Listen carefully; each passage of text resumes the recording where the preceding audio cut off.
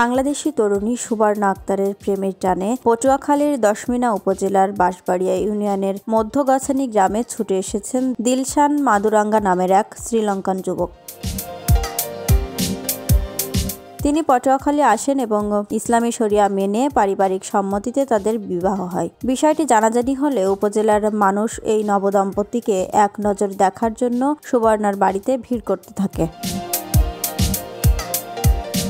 জানা যায়, গছানি গ্রামের নিজামুদ্দিন শিকদারের মেয়ে সুবর্ণা ৫ বছর আগে জর্ডানে যান কাজের সন্ধানে। সেখানে একটি পোশাক কারখানায় কাজ পান তিনি। একই পোশাক কারখানায় সুপারভাইজার হিসাবে কাজ করতেন দিলশান মাদুরাঙ্গা। কাজের সুবাদে পরিচয় হয় তাদের। পরে তাদের মধ্যে দীর্ঘ ৫ বছর প্রেমের সম্পর্ক চলে। দিলশান মাদুরাঙ্গা শ্রীলঙ্কার কুরুনাগাল জেলার দুম্মালচুরিয়া থানার ল্যাপটাকা উডুবাগদা গ্রামের লাকমালের ছেলে। ১ মাস আগে গ্রামে ফিরে সুবর্ণা বিষয়টি তার পরিবারকে জানান এবং তার পরিবার রাজি হলে তিনি দিলশান মাদুরাঙ্গাকে বাংলাদেশে আসতে বলেন। গতকাল দিলশান মাদুরাঙ্গা পটুয়াখালী পৌঁছান এবং তিনি ইসলাম ধর্ম গ্রহণ করেন। তার বর্তমান নাম দিলশান ইসলাম।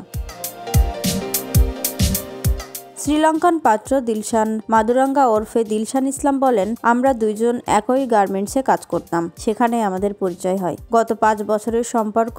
আমাদের পরিবার আমাদের সম্পর্কের বিষয়ে জানেন এবং তাদের সম্মতিতে বিবাহ করেছি। সুবর্ণার বাবা নিজামুদ্দিন শিকদার বলেন, আমার মেয়ের সুখেই আমার সুখ। এখানে আমার কিছুই বলার নেই, তবে দোয়া করি ওরা যাতে ভালো থাকে।